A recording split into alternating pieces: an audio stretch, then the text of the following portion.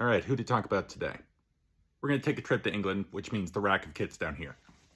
All the way to the East End of London for West Ham United. West Ham have roots going back to 1895, where they were founded as a company team from an ironworking company on the Thames that built ships. That's what lends their nicknames, the Irons, as well as the Hammers, as you can see on their logo, with the two crossed rivet hammers. West Ham have won 3 FA Cups, including their latest in 1980, being the last time a team outside of the top flight in England has won the FA Cup. They're one of the few teams in English football that have never dropped below the second tier.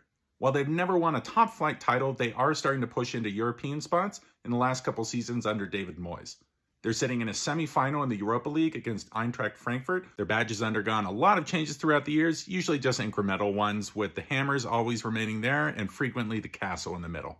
Their traditional colors are claret and blue, which legend has it they took from Aston Villa, although take that one with a grain of salt.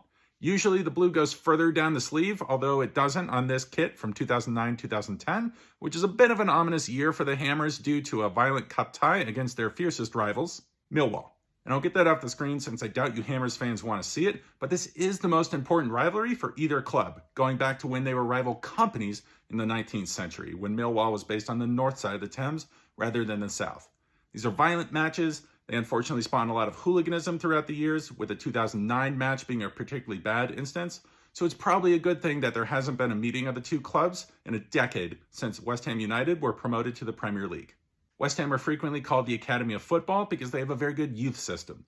They're very proud of the fact that all 4 goals in England's only World Cup final victory were scored by West Ham players. Players like Rio Ferdinand, Frank Lampard, Joe Cole, as well as Michael Carrick have come through the club's youth system, although they've had a hard time holding on to their talent throughout the years, which is a frustration for their fans. 2 key academy products that are in their current squad are Mr. West Ham himself, Mark Noble, who's been with the club since the year 2000, and arguably the best product to come through their academy in recent seasons is Declan Rice, their holding midfielder, who I hope they can hold on to in the offseason because many clubs are going to come calling for him. So that's West Ham United. If you're just getting into EPL football and are looking for a squad, this is a good one to check out because they're a great team on the rise.